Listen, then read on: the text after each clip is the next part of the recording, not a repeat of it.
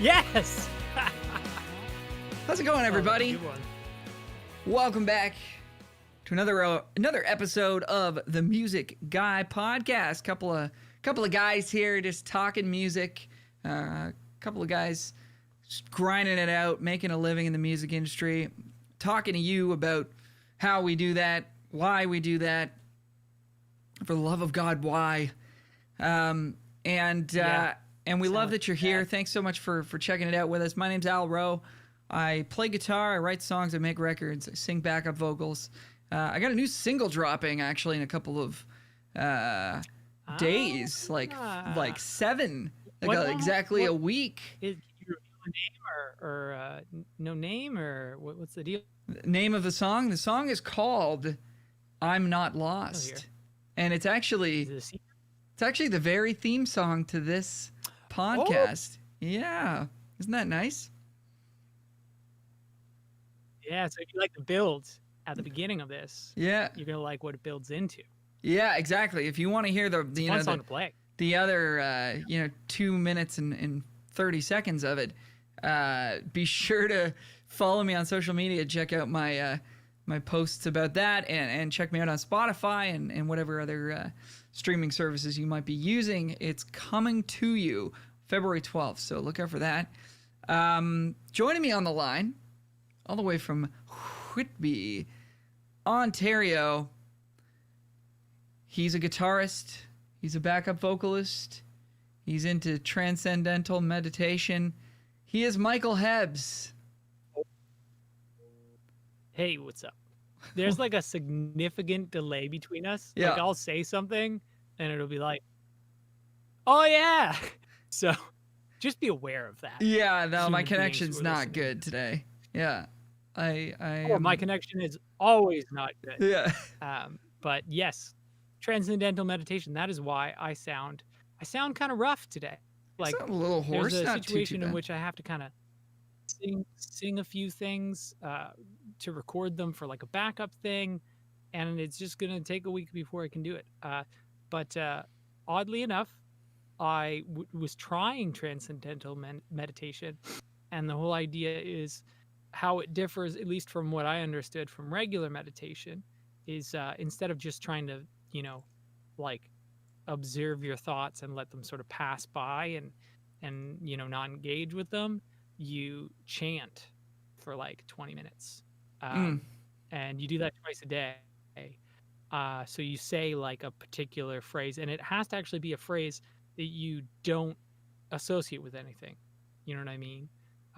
So like it doesn't even matter if it's English, but I looked some shit up online on what to say just cause whatever. But after that 20 minutes, that first 20 minutes, my voice was like, no, like that is not cool. You can't do that. And I wasn't like chanting hard or super quietly.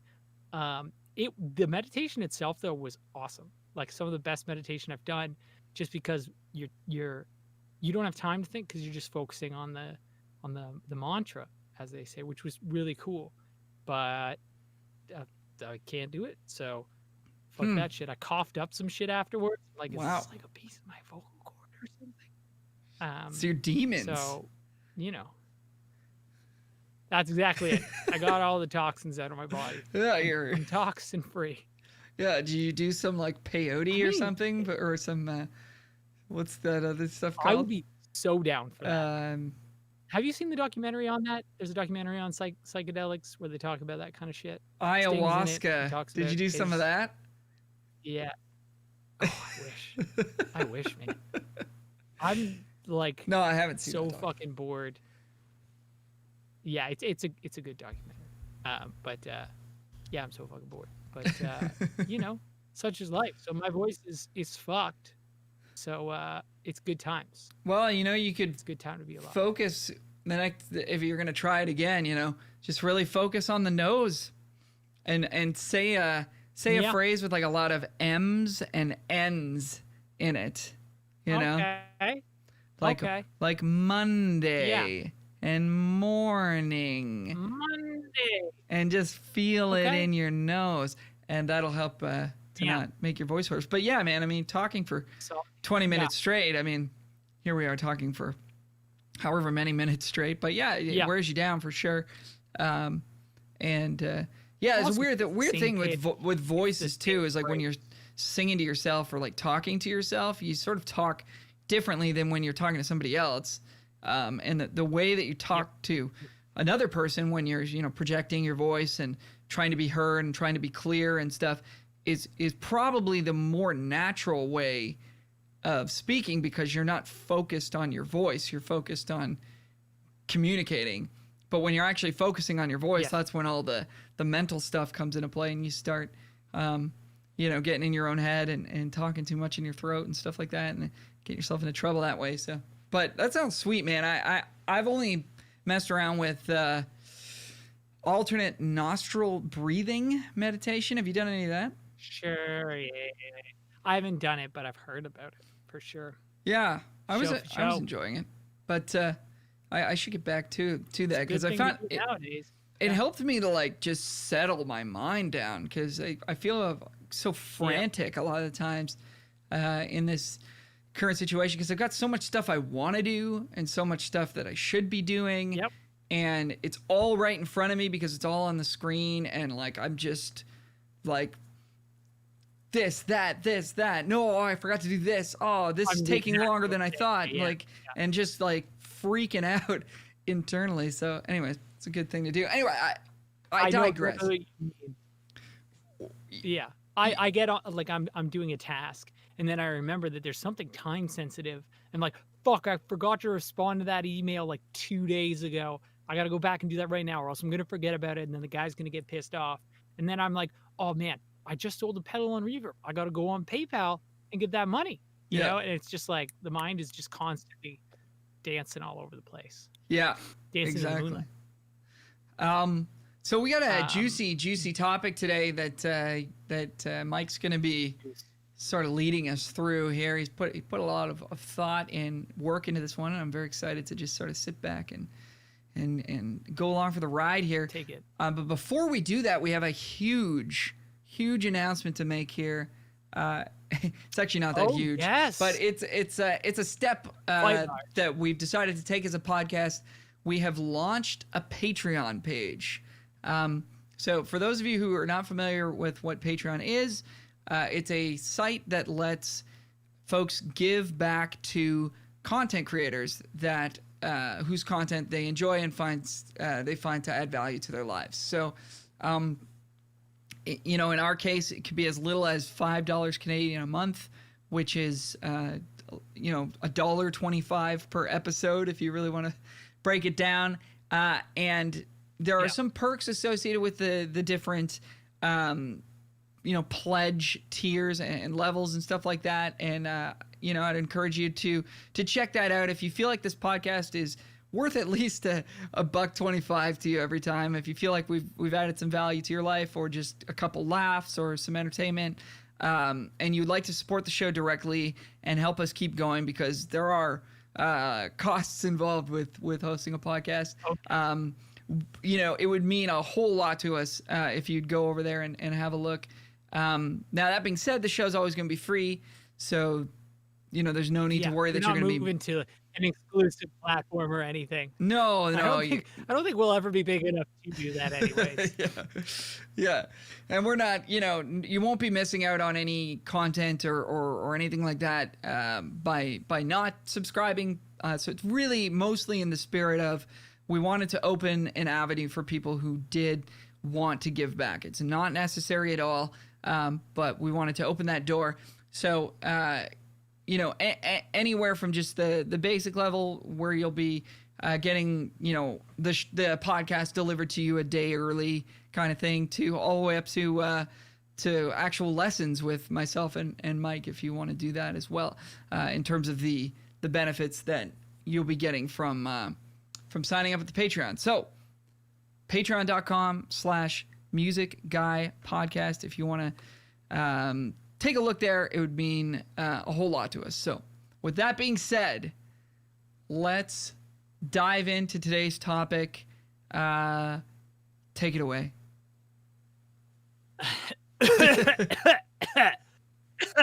Legitimately. So for starters, I was gonna get us to call this episode "Nickelback Doesn't Suck, You Suck," but I kind of figured that that wouldn't really get across what I'm trying to say in this episode.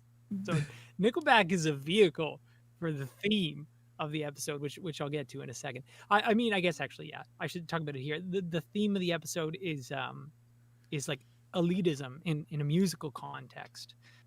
So the idea that, you know, we can think that we're above a particular type of music, or, you know, we can think of it, we're above a different player or an artist. And it, like, in some senses, elitism, maybe not the right word, but you'll definitely get the gist of what I'm talking about by the end of this episode. And we're all guilty of it.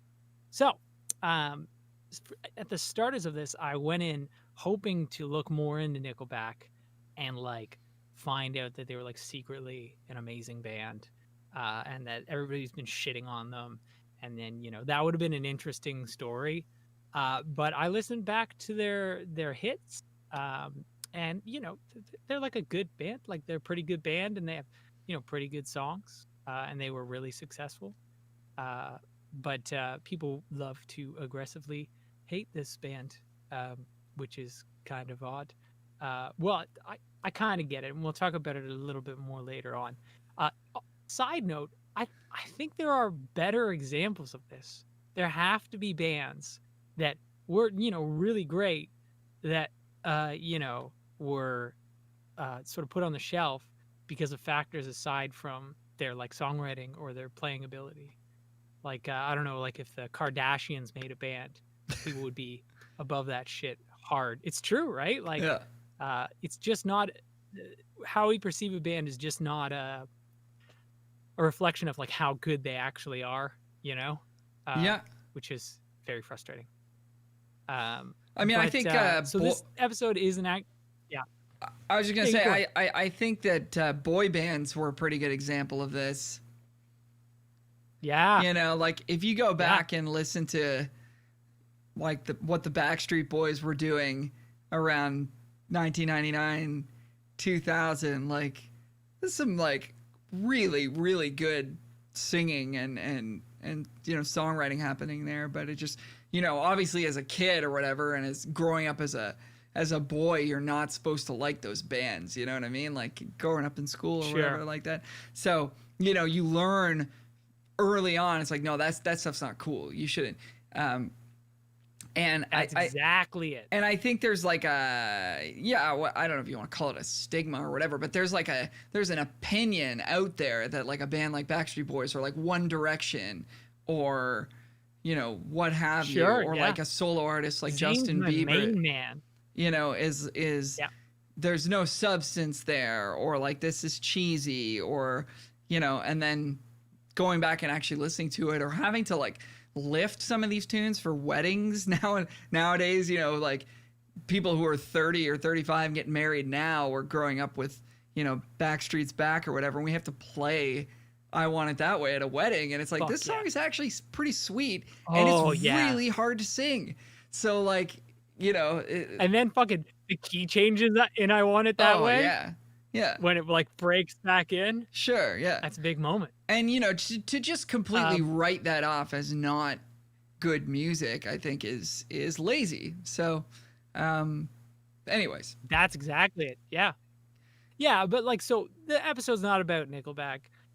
It's not about them sucking. It's about why we suck. And why should we care about this? Because I think elitism is a coping strategy that is harmful to ourselves in our careers and our decision making as musicians. And I see it, including myself. Like I am the reason why we're doing this is me. You know, you guys obviously do this as well, but I'm, you know, super guilty of it. It's very human. But it's this idea that you're above or better than something. You know, we talk shit about musicians all the time and artists all the time. Like, I don't mean like a specific artist. I just mean, you know, it's fun to talk shit about Nickelback. It's, you know, fun to talk shit about Taylor Swift and all this stuff. But I think when you take it seriously, it can be damaging. One that I find interesting is when people talk shit about gear. So this is something that I've heard before. Have you heard this? Old-timey sound engineers, when compressors first came out, didn't use them because they were considered to be cheating. Right. Sure. Yeah, Like, that'd be like, yeah, you which is know, great. using auto-tune now or something. It's like just sing it in. Yeah. Back then it'd be just play it in so that we don't have to compress it. Like control your own dynamics, you Yes. jerk. Yeah. Yeah. Yeah. But the idea is, the things we've discovered because of compressors and embracing them is big. Um, and like the way that I relate this back to me, for example, is that, I always talk about this idea that, I don't want to be a shreddy or a chopsy guitar player. I just want to be that guitar player who plays what the song needs and plays it with good feel. And that's what I'm striving to be, not saying that I'm there yet. But I think part of me mentions that from like a place of insecurity or reassuring myself because I don't intend to work on those things. Mm-hmm. It's just very easy to see another guitar player who is maybe better than you, like quote unquote better than you, and be like, oh, I bet you they don't have good feel, or they don't have good feel. Like that's a vague statement that you can't really, quantify or like prove or disprove. But not to say that I have to go and learn shred stuff, but I think acknowledging that they're valid and that they're different than you, like is fine, you know. But put myself above it is bad. Anyways, back to Yeah. Nickelback. I think just to like Yeah. respect the work that went into that. I remember being in a class at Yeah. Humber with Andy Jacob Scott, AJS, who was one of the teachers.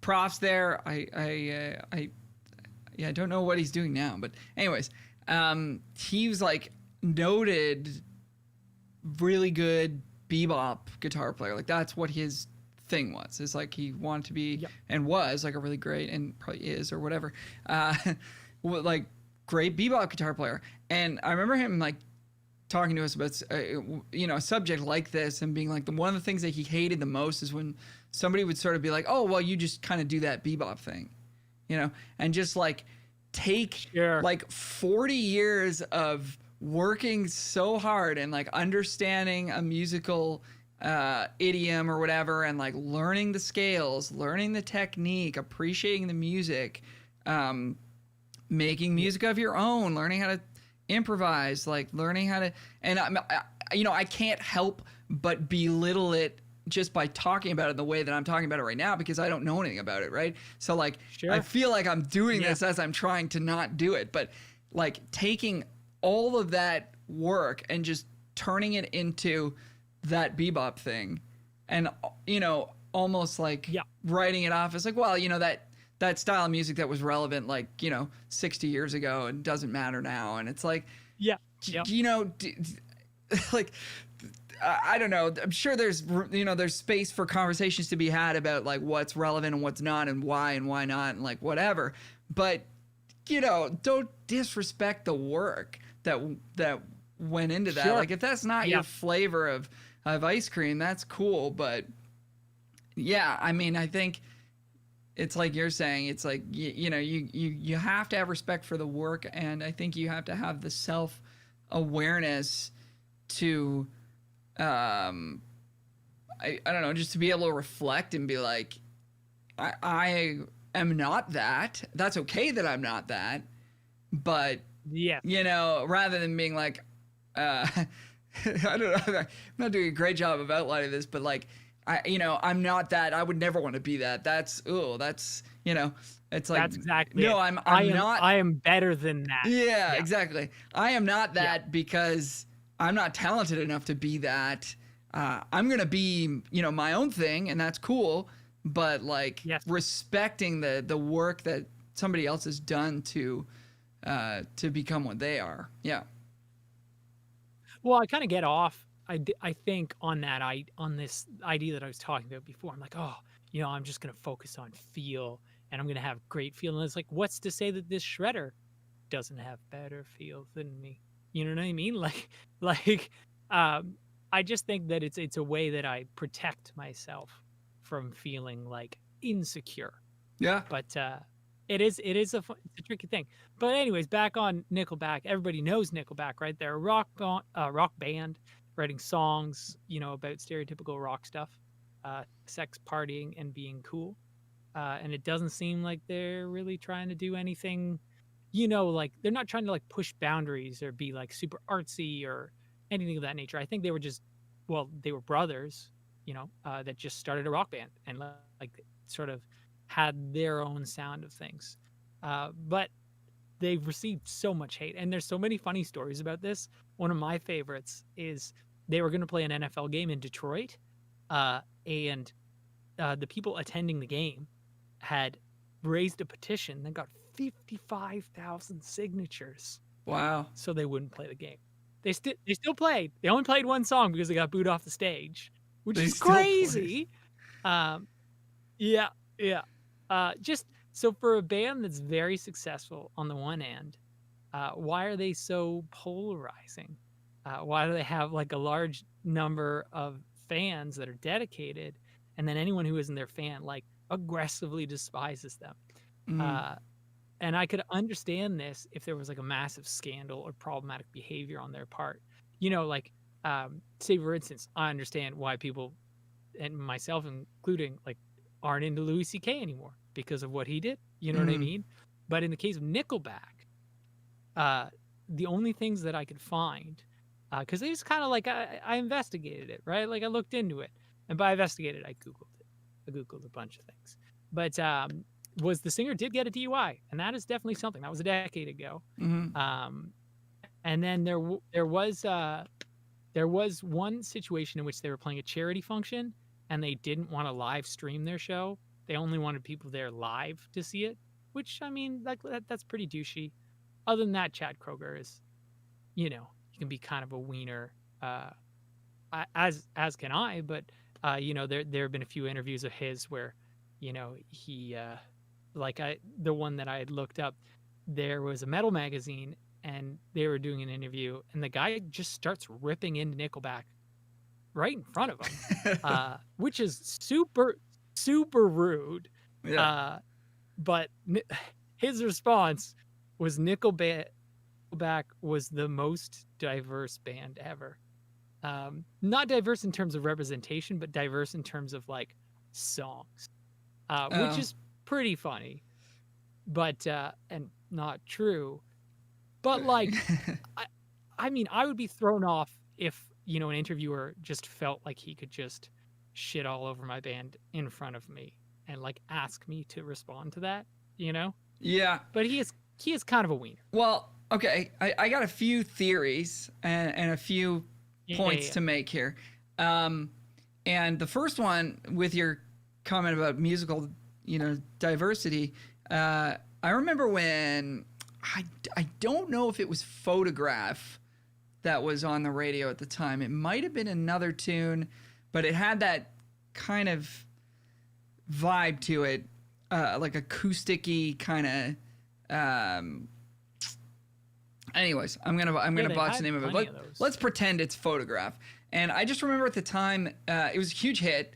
And John, my friend John Kajerski, shout out to John. We were chatting. He's like, there's nothing on. I think we were probably in a band together at the time. He's like, you know, man, there's nothing on the radio right now that sounds like that song.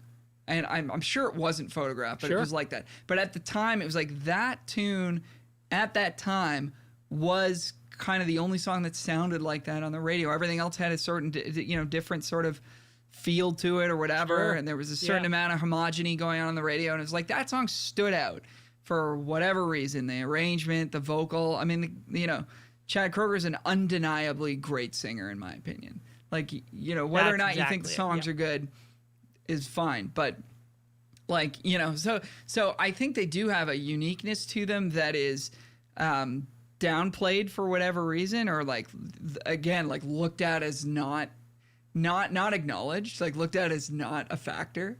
Like there is a uniqueness there that I think is not acknowledged. Now, the one thing that I'll say where they kind of lost me, because I think they're a good band, like I kind of like them, but where they kind of lost me was you know, you sort of said, oh, they sing about like typical rock and roll, you know, sex, drugs, partying kind of stuff, right? Maybe not drugs, but maybe drinking. Anyways, I wonder. I don't know. you know, definitely drinking. their album that resonated the most, that like skyrocketed them to absolute stardom, was an album called Silver Side Up, which I think was their second release. I could be wrong about that, but I think it was their second release with hits on it, anyways. And that record was all about growing up in a broken home, right? And like fair enough, family dysfunctional, like, you know, heavy stuff. You know, like you know, a husband abusing his wife, like heavy stuff. And like, you know, that was the record that launched them. And I think they were singing about real things, you know, or at least real. Oh yeah, he definitely grew up in a broken home for sure. Yeah, and like from my research. But you feel that when you listen to those songs. It's like, this is real stuff. And I think that the truth is always going to resonate with people. And where they lost me was when they, you know, put songs out where they, you know, like they have a song called Something in Your Mouth, and like they have a song called like, I don't know what the other one was, like, I like your pants around your was feet. It Rockstar? Yeah, or like Rockstar or whatever. It's these songs that are just like lyrically very fluffy to me, or very like just downright misogynistic, or like whatever. Just the topics where I'm just I listen to them and I just roll my eyes. I'm like, this is not, you know, speaking to me on a level that I want to be spoken to. So I think that could be part of where the backlash comes from. Is they kind of had this huge hit record and then decided to like, oh, well, we'll sing about what we really want to sing about, which is just being dicks. I don't know. Quote unquote, they like sold out in a way almost. I guess, not that I necessarily believe in selling out, but I know what you mean. Like, it's like one of those things where they went from like being like a band that, like, you know, like they were like writing about stuff that was true to them, and then we're like, well, just write songs. I can definitely see that. That's where they lost me personally, anyways. Yes. They aim at and he even said this, like, we're not, like, one of the quotes that he said was that we're not like Arcade Fire or like some indie band, you know, we're not like we're more, I can't remember, more like a guilty pleasure sort of thing, which, like, I get that, like, he's if you see him talking in interviews, he's all just talking about being like a regular guy, you know, like just your average. I think that's like sort of the demographic, just regular average dude, you know. He's not like trying to be artsy in any sense. But like, I definitely think that we've decided that we're like better than it, you know, because their songs were great. Like, it definitely, Silver Side Up was a good one. I'm trying to think. I remember the first song I heard of theirs was Leader of Men, and I listened back to it for this, and like, it was a good song, but it definitely didn't hit me the same as it did in grade 8. But fucking Hero from Spider-Man, dude, I fucking listened to that shit like just yesterday, and that's a fucking tune, man. Huge tune. I think another thing too that I'll bring up is like, because you started to use the word like they're kind of wienery, and like, you know, it's like if you're getting picked on as a kid in school or whatever, like, and somebody's like, you're a nerd or you suck or whatever, and you're like, no, I don't. I'm cool, and then, you know, they're gonna lean into you harder, and I kind of feel like that's the mistake that they made with their persona, was like, people were like, your music kind of sucks, and they're like, no, it doesn't. We're the shit. We have all these number ones, and it's like, yeah, you do, but like, you'd be way cooler to just be like, yeah, sorry you feel that way. You know what I mean? Shit. Like, you know, absolutely. And so I feel like they took it personally, and that made people want to pile on. And I also would, and this is not a fair thing for people to do, but I think people associate a certain type of person with a Nickelback fan, and so there's like a double layer of like a dude who wears an Infliction shirts and shit, and has like the barbed wire tattoo. People assume that they would not like the people who they assume would like that music. So then, you know, there's layers of elitism going on there. But anyways, go on. That is a very interesting idea. So yeah, like we assume that we're better than listening to something like Nickelback, so we don't really give it a chance. But it is true; those things are like very good points as to why they're like so aggressively hated. But so other people that you know they don't receive as much hate as Nickelback because that's like almost a feat at this point. But other people who receive a lot of hate, at least in the musician community, when I talk, you know, with people about them, or I just hear them talking about them. Someone like Taylor Swift, they'll be like, "Oh, she doesn't actually write her songs. She's got ghost writers," and it's like, all right, like, how do you know? Or like, "Oh, she uses autotune." One that fucking kills me. This is like a personal attack at me. No, I can see why you don't like him as a person because he seems like he's kind of once again a ween. John Mayer, like tons of people like a decade ago were like, oh, we should, I can't remember what I was going to say. Tons of people like a decade ago, when I talked with them about John Mayer, like, oh, he's not actually, like that good. He's not like a real songwriter. He's just like a pop guy. He's and even still to this day, like people have acknowledged him more as a guitarist, but I think he's like really underrated. Just because of that idea. He had Your Body is a Wonderland. Justin Bieber, same deal. People, just assume he's just like this notion of he just got lucky and that somehow continued to happen and he's not actually talented. Cardi B, Florida Georgia Line. This next one fucking pisses me off. People talk shit about Lars Ulrich, the drummer from Metallica. again, like just the archetypical, you tell him he's wrong, he's like, no, I'm not, and then people just pile on that, I mean, they made a huge mistake in like suing their fans or whatever. Like that's I don't know how you come back from that, and I don't think they ever really have, to be fair. But no. But just people shit on his drum playing, his drumming. Right. And it's a funny thing because there is that video of him where he just like he couldn't count, he couldn't figure it out. But it's like that doesn't mean he's a shitty drummer. But the whole idea, we'll talk about him later. This one we have actually a clip to talk about it. Is Kenny G. People shit on Kenny G hard. Yeah. And the idea is this guy talking about him, his name's Pat Metheny. You probably know who he is, but if you don't, he's like a legendary jazz guitarist. He's not struggling for money at any point. But you know Kenny G. He's a saxophone player, plays the smooth stuff. But listen to Pat Metheny talk about Kenny G. It's very gross.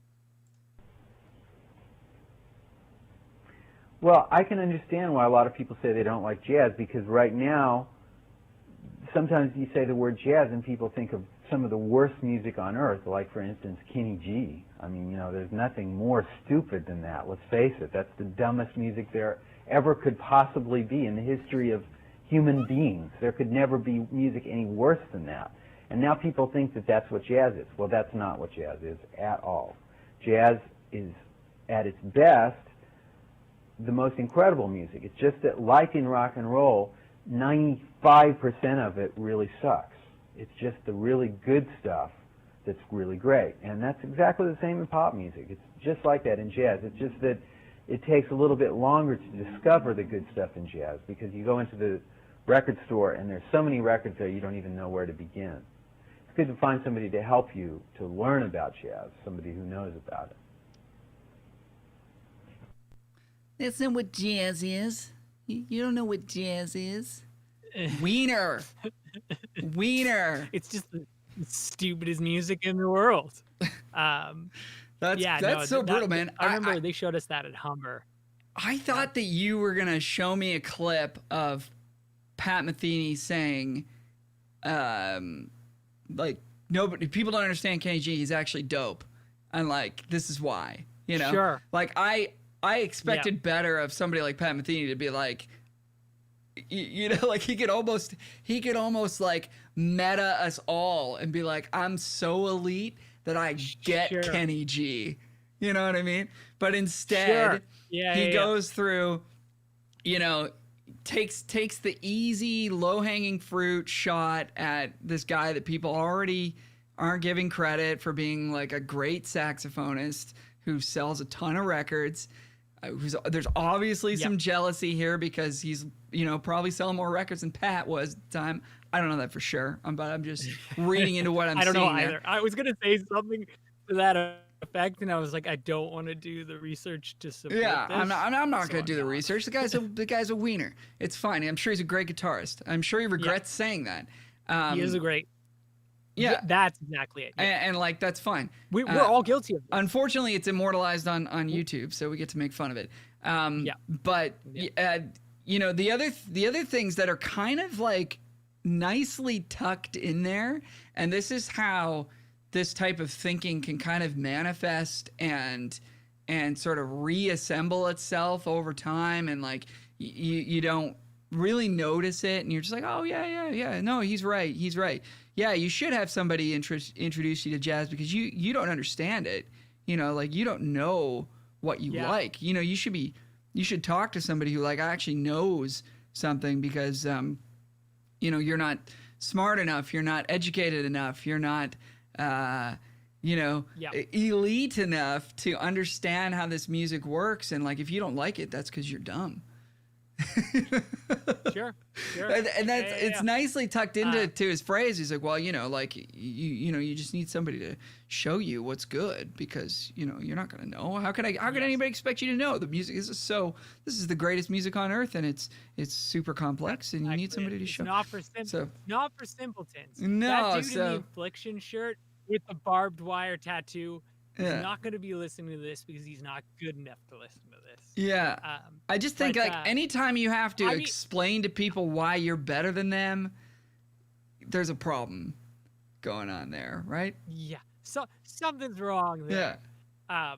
As much as I love to hate on things and people and like joke with everybody, like it absolutely has made it into, deeper than that. But, I feel like that's like innocuous and like it's fun, to be like, oh, I can't believe that guy was playing a fucking Dean guitar. That's a metal guitar, like I feel like that's hilarious, like that's fine.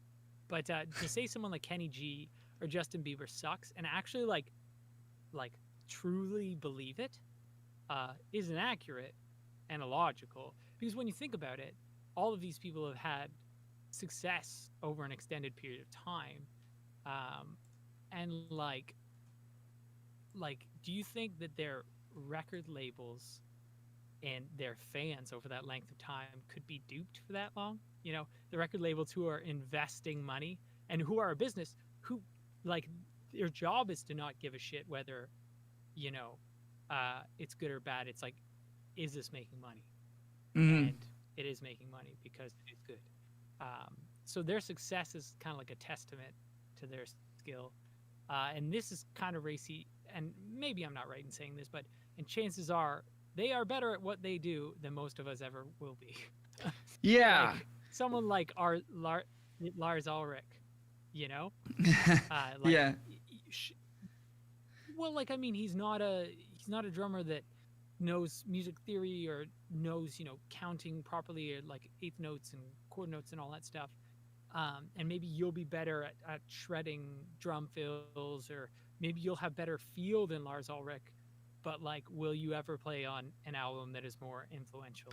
Yeah, well, there's a lot of layers to that that I think people aren't considering. Maybe if they're coming at it from that angle, it's like, technically, however technically great or not great in terms of his technical playing, Lars is or isn't. I don't have an opinion on that, but like if you're talking about technical drumming, even if you're talking about something like playing to a click, which most of us would agree is a very important part of being a recording musician, especially this day and age. At the time Metallica was recording, that was not important.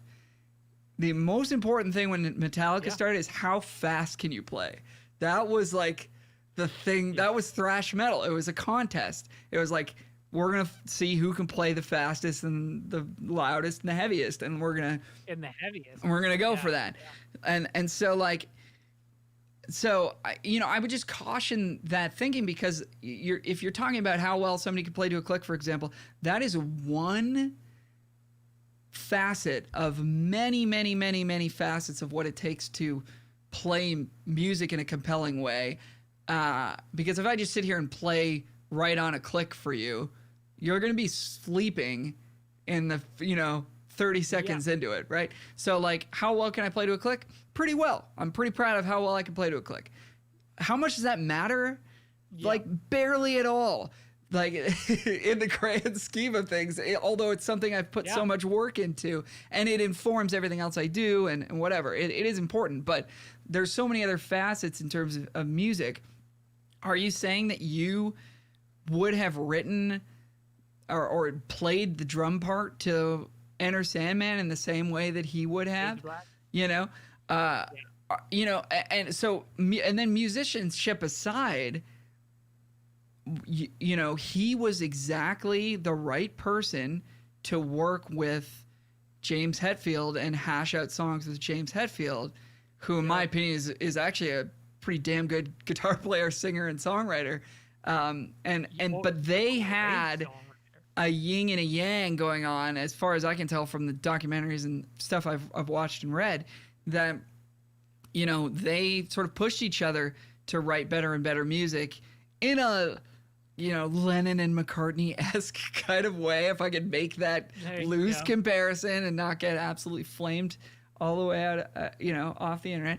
But like there was a push and pull there. So like, Enter Sandman or whatever, for example, is one of the biggest, one of their biggest songs, probably one of the biggest, hard rock metal songs, whatever, of all time.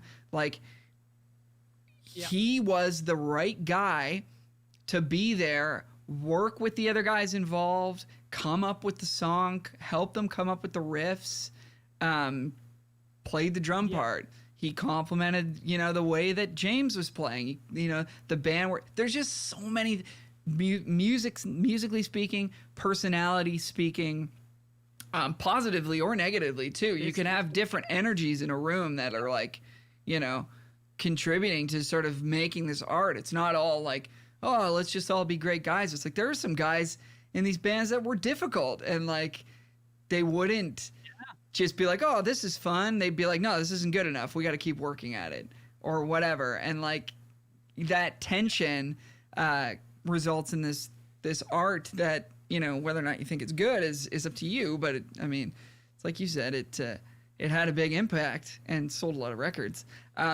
The only other thing I'm going to jump in here that I think is problematic is defining the worth of something by how much money it makes.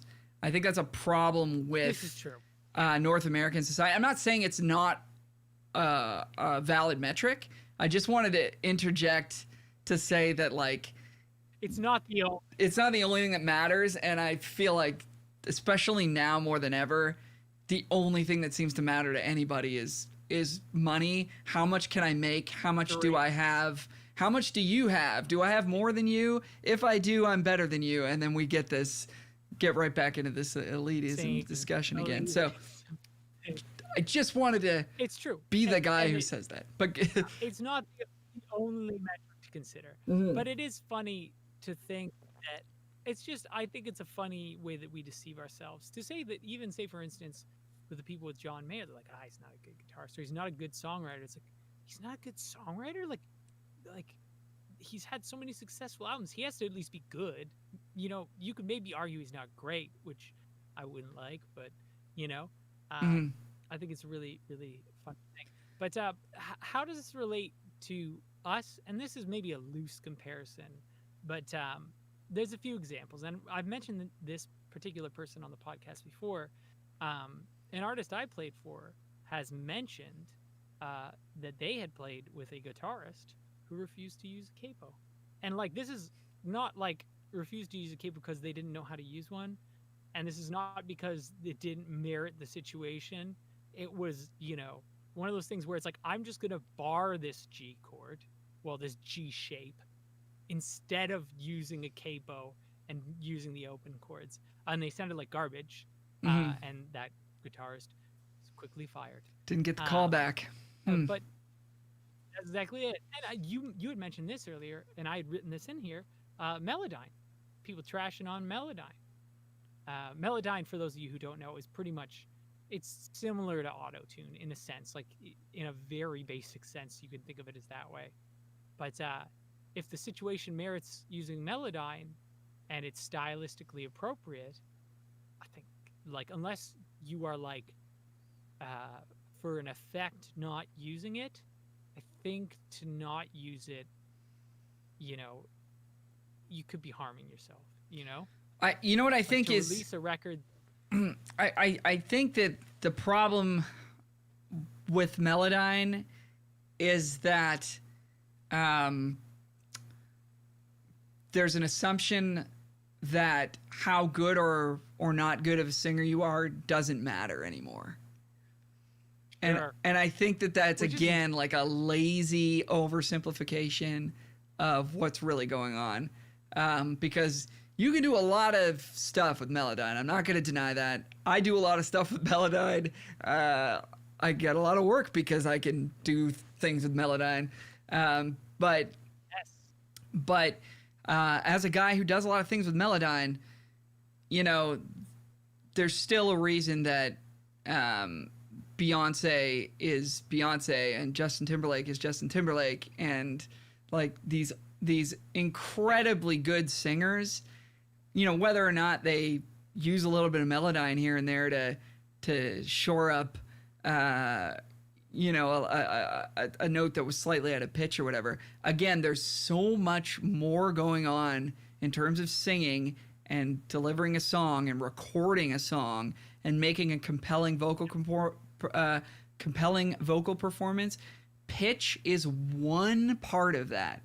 There are tons of other parts, and to be fair, like correcting a note that's, you know, more than a semitone out or even more than a quarter tone out can be very noticeable. So like you still got to get it really darn close.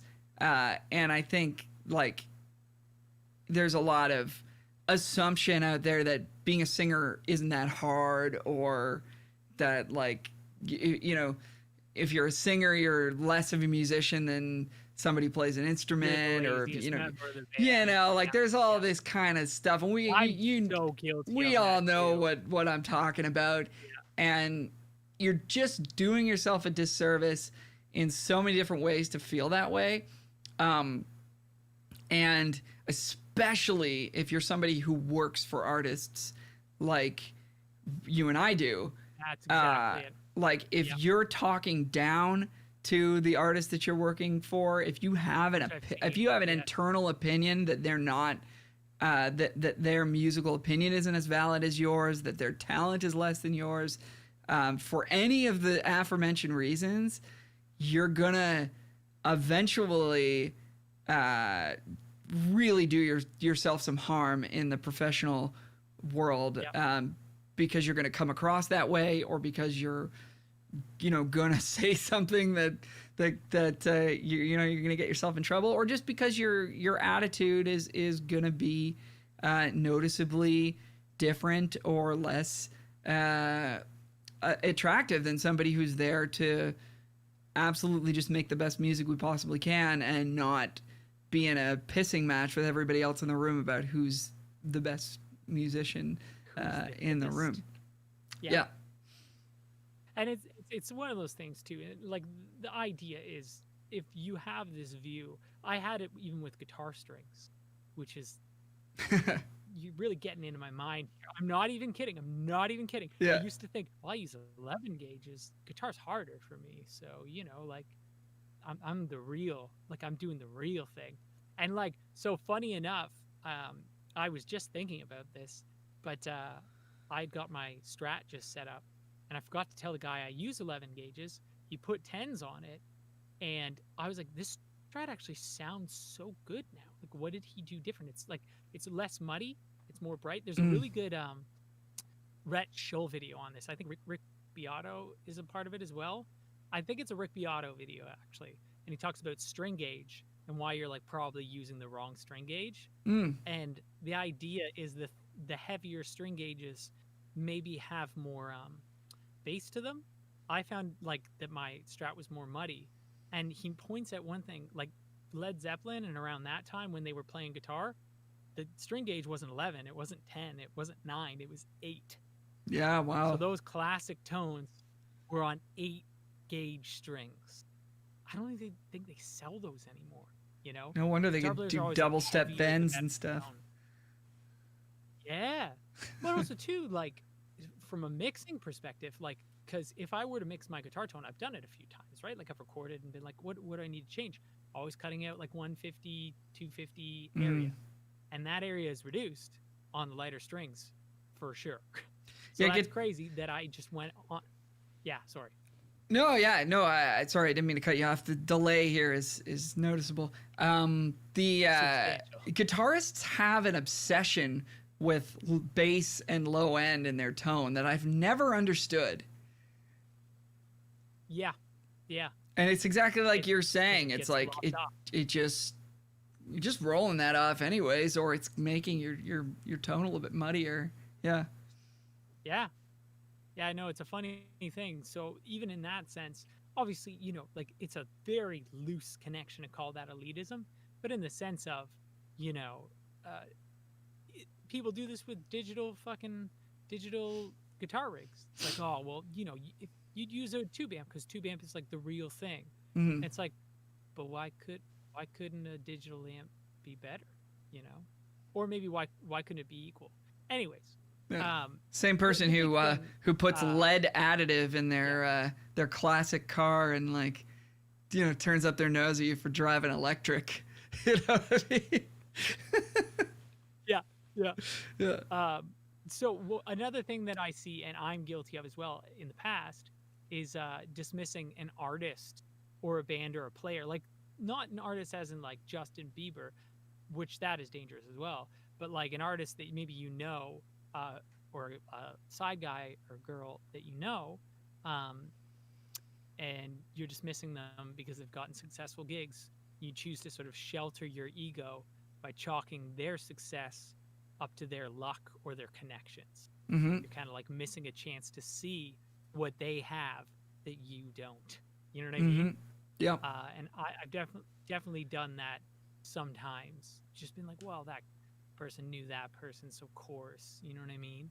It's like, well, maybe there is some stuff missing that, you know, I could not emulate, but at least like analyze why maybe I'm not getting those calls, or maybe why, you know, if I was an artist, I'm not getting signed to a label, or why my single isn't doing well. You know what I mean? Yeah. I just don't think you can get these things without. Oh, dude, we all do this. I mean, I like, if I'm being completely transparent here, it's like, you know, anytime back when we used to do gigs, it's like, you know, the opening band comes on. If you're in like if you're the headlining act or whatever, like immediately you're like, these guys aren't going to be good.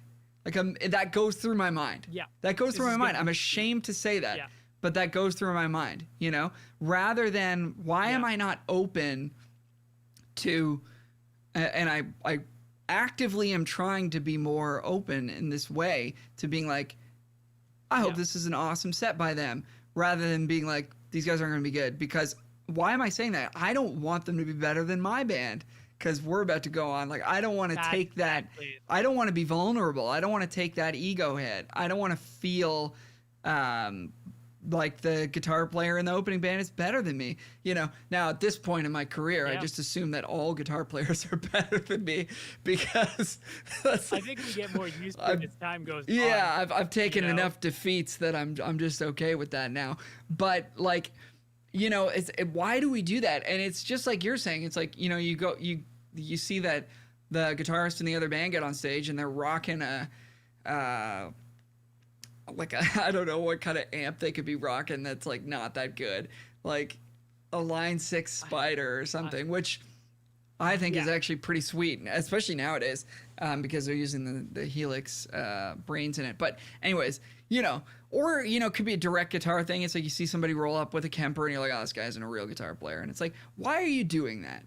Why are you doing that? Yeah. Why am I doing that? It's You're because looking for any excuse. Yeah, we don't want to accept the possibility that somebody else could be good. We're also like competitive and high strung and weird. And like, why do I do that? And I don't want to. And I'm wondering if there's some way that we can, some like technique that we could battle this with, because it's like you're saying, if you're, it's funny because I don't, go ahead. I don't mind it for humor's sake. You know what I mean? Or like, say for instance, there are a few people that I've encountered in my life, and they're kind of a douche. And I if I meet another person and they're like, oh yeah, I know this guy and that guy, and then we find out that we both like hate that guy. That's kind of a nice feeling.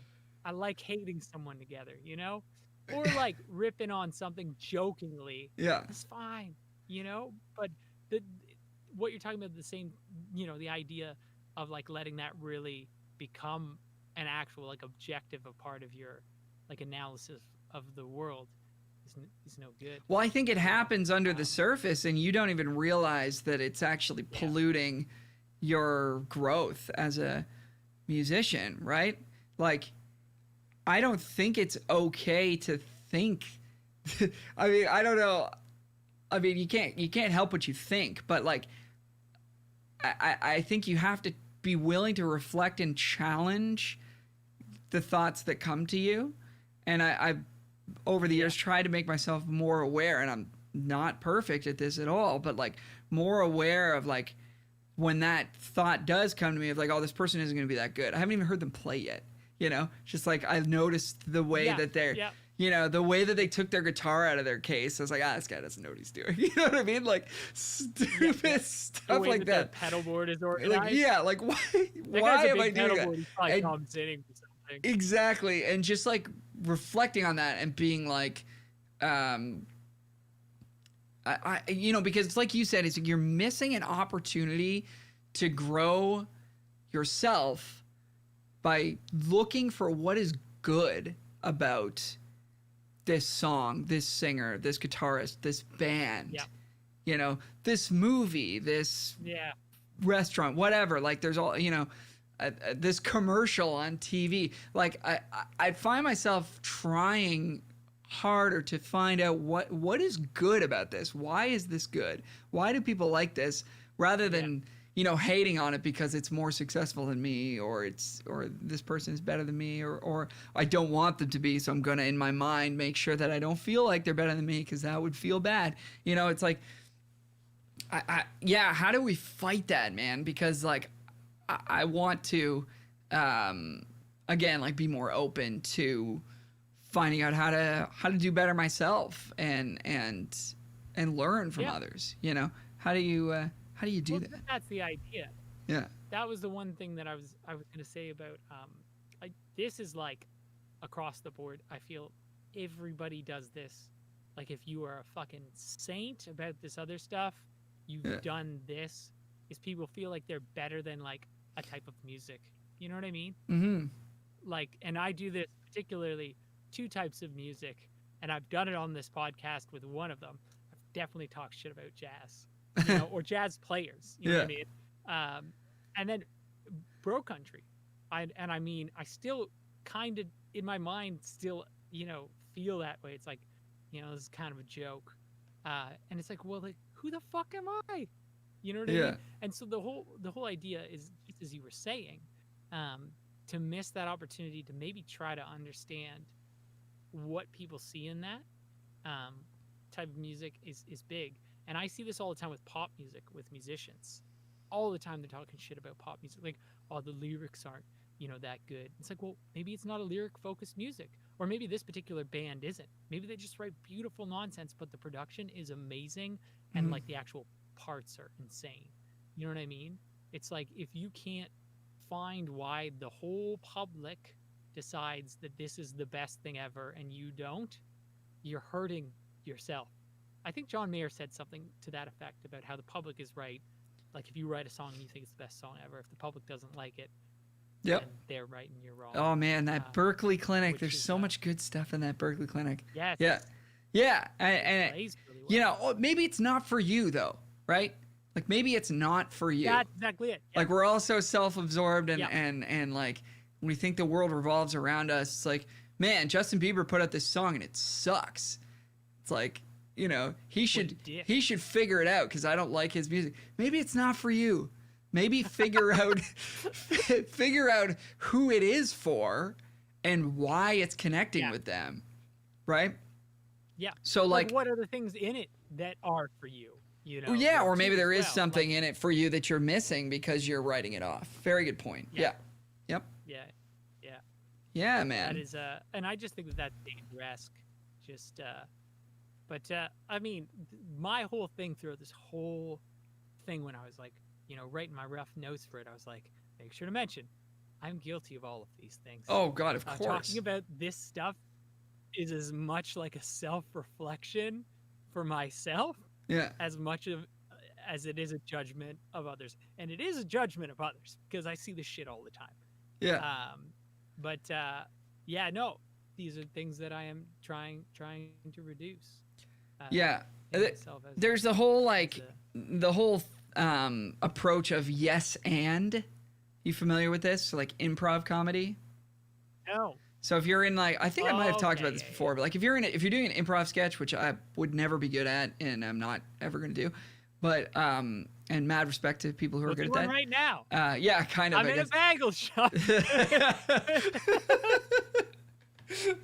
Yes, and Al. Yeah. So, you know, basically you're never supposed to answer or respond to a phrase in improv with no or any sort of negative response because that's going to terminate the current idea and then you're stuck, right? So it's always yes and or some sort of version of, you know, of that. You're always building on what the other person did, right? Whatever they started with. So anyways, you know, that's the extent of my knowledge of improv comedy. But where I think this applies in so many ways, but in particular, like, you know, on this very podcast, you know, like, it's probably the most obvious place. Like, if you say something, I'm just like, yeah, no, I don't agree with that. And I stop there, you know. That's like the worst podcast ever, right? We have to build on what each other is saying. But in a more specific, like, related way, in terms of music, like, say you're working on, you know, producing a song or, like, working on an arrangement with a band that you're in for you know, the live show or whatever. It's like, it's got to always be yes and what I mean by that is rather than looking for what's not working and pointing out that that's not working, which sometimes you have to do because stuff just isn't working. But most of the time, instead of looking for what's not working, or like if you get a work tape and the artist is psyched about it and they want to record the song, like, you know, rather than listening to that song and being like, yeah, this song isn't that good. I mean, I guess I'll produce it because I need the work, but like, the song isn't good. You know, like if you're starting from there, there's no way you're going to do a good job on this, you know, or like if you're in a band situation and you're just looking to shoot down other people's ideas to make yourself feel better, which I've definitely done before, and I'm sure a lot of people have, you know, instead of trying to, you know, look at the negative and take down the negative, look for what you like about something and build on that. So, you know, if somebody brings a song to you, if you're in a writing session, somebody brings a song to you and you're not really feeling their idea, it's like, okay, but find something that's good. And there's got to be something in there where you're like, okay, yeah, I can work with that. And rather than, you know, framing it in a way of like, okay, well, the only good part of this is this, so let's work on this. Maybe don't frame it like that, but like, you know, be like, yo, I really love the bridge of this song. Like, I want to build on that. Like, I think it's good enough to be the chorus. And like, you know, build on that. And then, you know, take it from there. And that's how stuff gets, you know, created and done. and people walk away happy. People walk away frustrated and disillusioned and not wanting to work with you again if you're always being like, no, I don't like that. No, don't do that. No, this, you know what I mean? So like, and that again comes back to this, why are you doing that? Because you want to feel like, you know, or I want to feel like I've got better ideas, or, you know, whatever. And that's, it's destructive, man. It's not good for me. It's not good for the people I'm working with. So I try very hard not to do those things, and the yes and approach is a way to sort of combat that. Yeah, you're totally right. I didn't even think of it that way, and I'm definitely guilty of that. Like, I'll be in a rehearsal and be like, these guys don't fucking know what it is all about. Yeah. You know, like, this is so fucking stupid, this thing, and it's like, what is that? Is that serving anything? Yeah. Yeah, no, that's really good. I mean, there's got to be a better name for this than elitism. Like, I think elitism, like, it's just ego problems. Yeah. You know? Yeah. But the big thing that I've taken away from this, and it's not always true, so you can't always say that this is factually the thing, but I try to treat, like, with success of other people that I'm jealous of, or just other people, if they have something good, they deserve it, you know, because that's not always factually true. Like, I mean, in the sense of not to put those people down, but just the idea that, you know, I don't like when people say, you know, you're the only thing that, you know, affects your success, because obviously if you've had things happen to you, like if you got sick with a really serious illness, or, you know, say for instance you're a girl trying to make it as a side musician, it's more difficult, unfortunately. You know, so to see a male guitarist who's succeeding in that, and to be like, well, we're on the same, like, playing field, it's like, well, you are, but not by the other people's perception, you know, like, people are gonna definitely discriminate against you. But I think it's helpful, you know, to, with most situations, be like, that person has that gig, that person has that success, they deserve it, you know, like, what can I do to, like, learn from this, right? Yeah. You know? Yeah, no, and and that being said, I think you're giving life and career advice. No, I think you're absolutely right about, you know, privilege playing a role, or you know, positively or negatively based on, you know, race, gender, class, whatever you want to sort of say.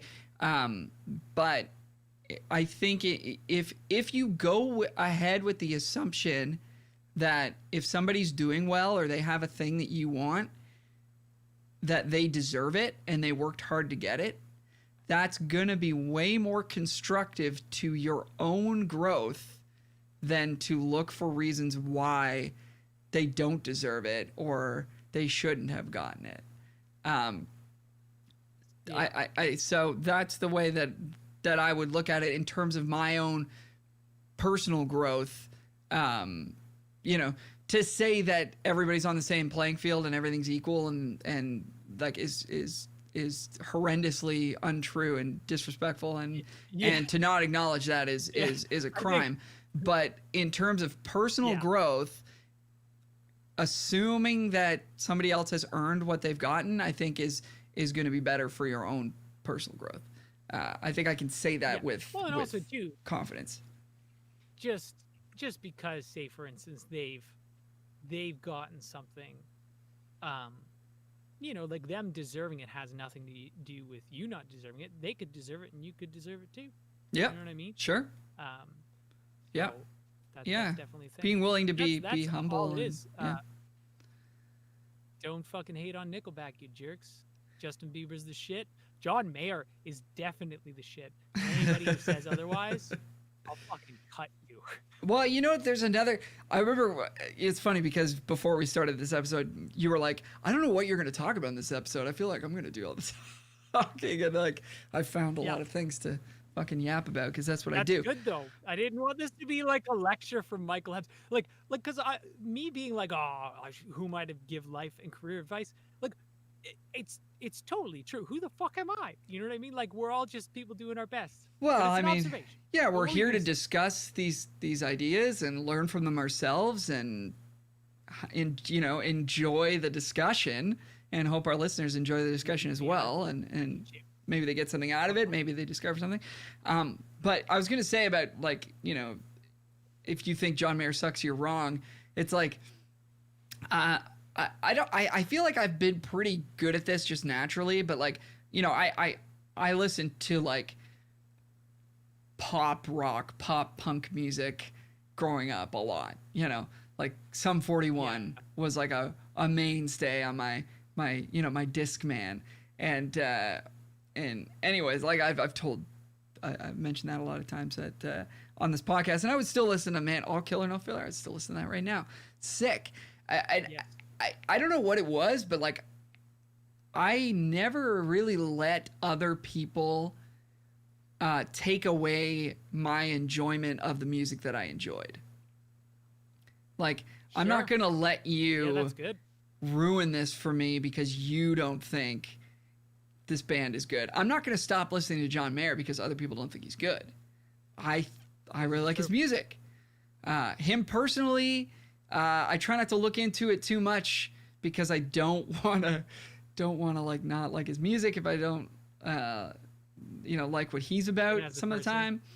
So I haven't like really delved too deeply into his misconduct and stuff like that, and that's probably a topic for another episode. But like, if somebody's gonna tell me not to like this or that music because they don't think it's valid, I've just never had a problem being like, yeah, whatever, like I'm still gonna listen to it because I think it's dope.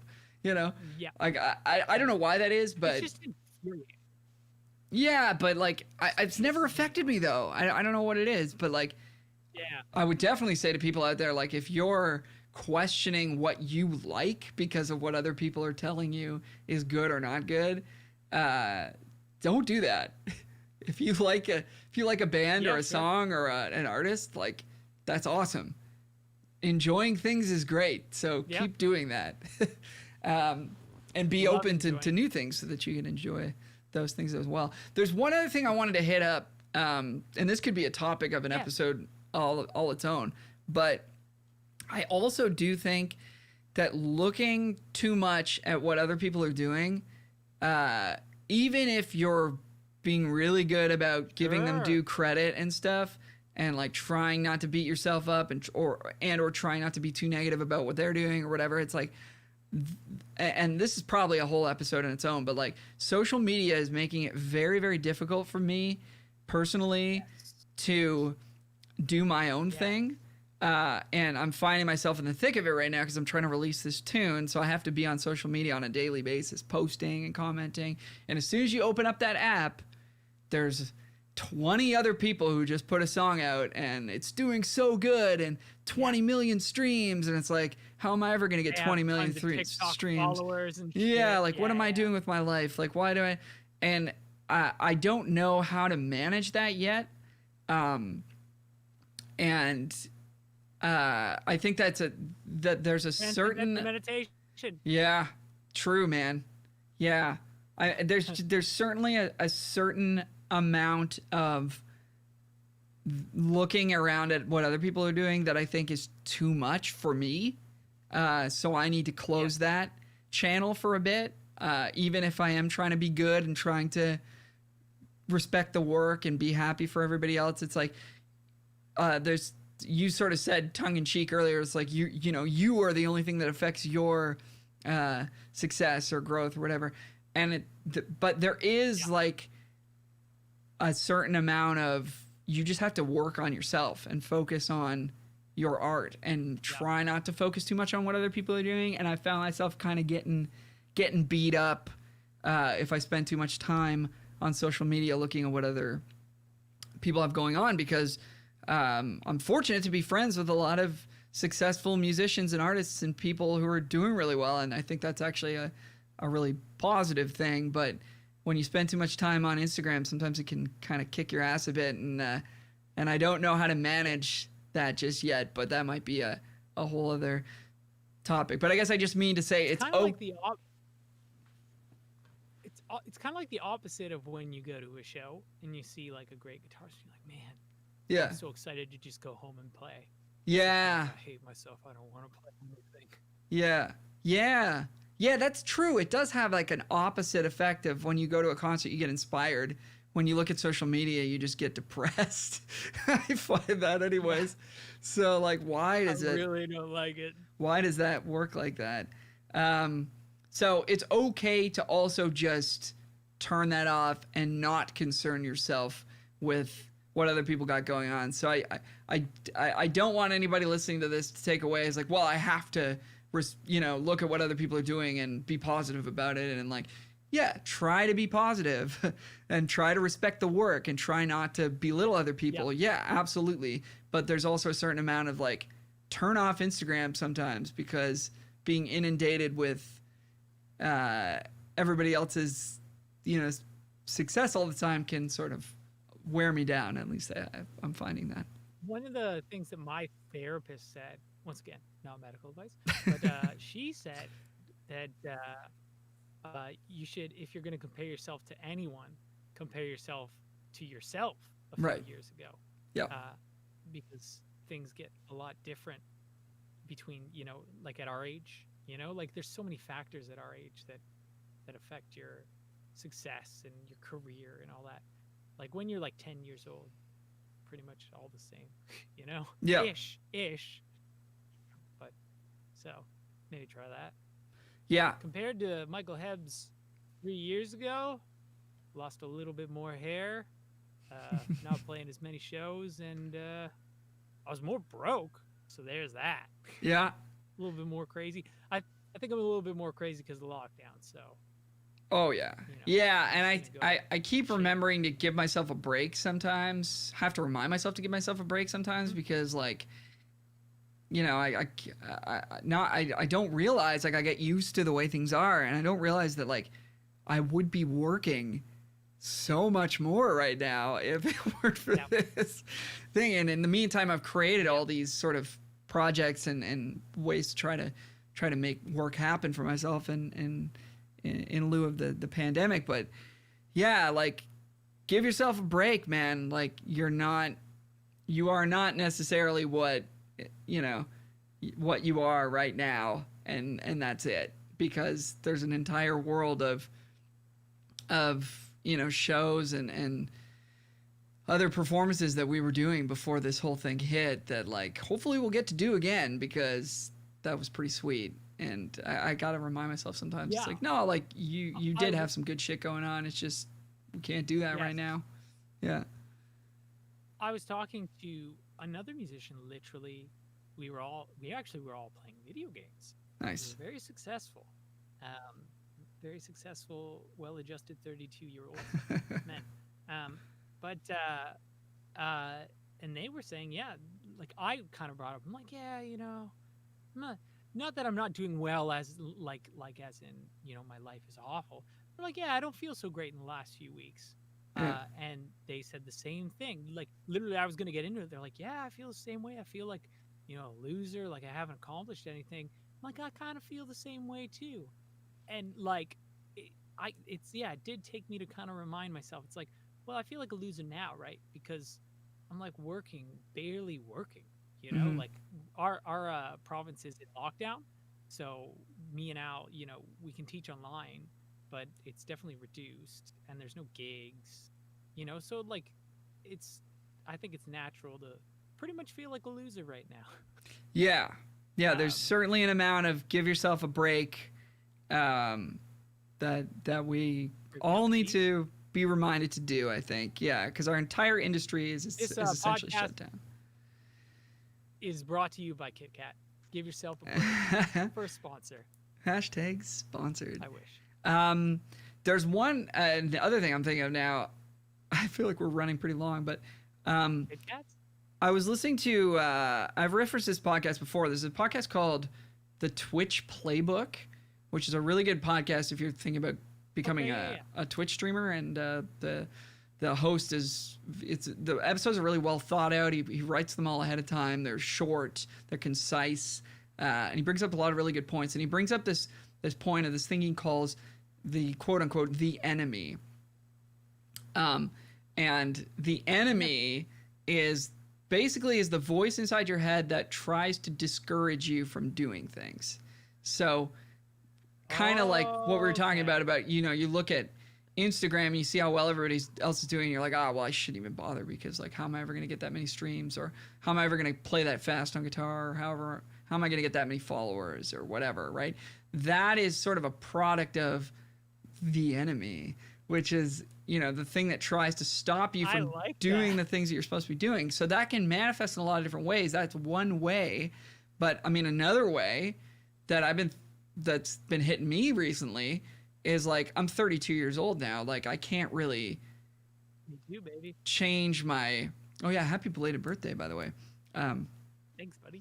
I can't really change drastically my career path. I mean, I guess I could, but I feel like I'm in a spot where, you know, my 20s are behind me, and if I was gonna make it, I would have made it by now, you know, and that, I know exactly what you mean. Yeah, and that thinking is another manifestation of the enemy being like, yeah, you know, you would have released your record by now, or you would have, if your podcast was going to be successful, it would have happened. I look at all these people that are successful, they were doing it when they were 23 and you're 32, and it's like that is just that voice in your head trying to stop you from doing your thing. Because if you think about it, like, yeah, I'm 32, I've got, like, in this business, we don't ever have to stop if we don't want to. I could be doing this when I'm 80 years old, man.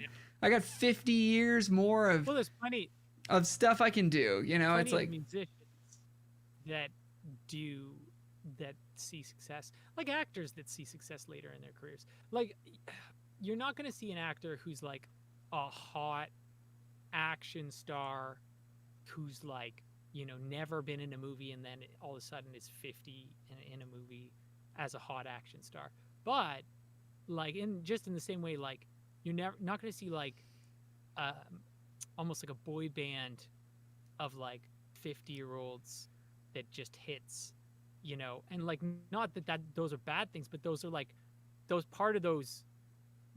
like the pop thing and the pop boy band thing and the action star thing is like young, sure, you know, hot people, you know what I mean? Like, sure. Like, but you know, John Williams wasn't successful, I don't think, until he was like in his 40s. And John Williams is, you know, he's the composer for fucking Star Wars. Yeah.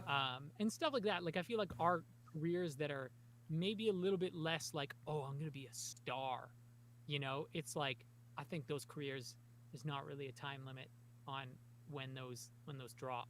You know, there's tons of actors that, you know, got their first big break when they're in their 40s, 50s, and then they're good to go, you know. So yeah, or even look at like, but yeah, I think that Rick Beato, who you mentioned earlier, you know, not in his 20s, one of the biggest YouTube channels that I follow, you know. Yep. So, you know, I think, you know, if you're thinking about being a rock star or whatever, then yeah, there's a window for that. But as you get older, it's, yeah, you find yourself maybe pivoting a little bit, maybe exploring different careers and finding out, oh, I really actually enjoy talking to Mike for an hour and a half every week, and like, let's try this thing. Yes. And you know, and or I actually really enjoy streaming. Let's try that. And you know, there's so many more years ahead to explore different careers and just paths and stuff, that just don't let the enemy beat you, guys. Don't let it beat you. Fucking enemy. I love that idea of calling it the enemy. Yeah. It's dark too, you know what I mean? It feels like you're fighting the good fight. I'm just gonna actually give it a name, like Greg or something. Yeah. Fucking Greg. But that is great. It's great advice. Yeah, man. Anything else you want to hit up? This is brought to you by Kit Kat. Mention our sponsor, Kit Kat. Give yourself a fucking break. Give yourself it's a break. Pandemic. Sweet, tasty chocolate. So we're gonna call it an episode right there. We want to thank you so much for listening. Thanks, Mike, for putting this topic together. That was a great chat, man. I really enjoyed this. Yeah, I'm a pretty smart man. Thoughts. We will shout out that Patreon one more time. I guess we'll start doing this every week. Patreon.com/musicguypodcast. Yep. If you want to get back to the show, if you feel that we've added some value to your life, or if you just enjoy listening every once in a while and you want to toss us a little bit of money as a thank you, we would appreciate that more than you know. And if you are looking for guitar lessons or somebody to record some slide or maybe some sound production sort of stuff on your next record, look no further than Mr. Michael Hebbs out there in Whitby. Great to work with. I'm right here. Super talented. All day. If you're looking for, acoustic guitar lessons, maybe you need a song produced from scratch, maybe you've got a track that you're having trouble mixing and you just need somebody to take it the rest of the way for you, I would love to work with you. You can find me on social media at Alro Music and most of the platforms, and you can find Mike on social media at Bruno the Meek on Instagram. You can find the podcast at Music Guy Podcast on Instagram, musicguypodcast.com for all the past episodes and future episodes. And that's it. We thank you so much. Bye for now.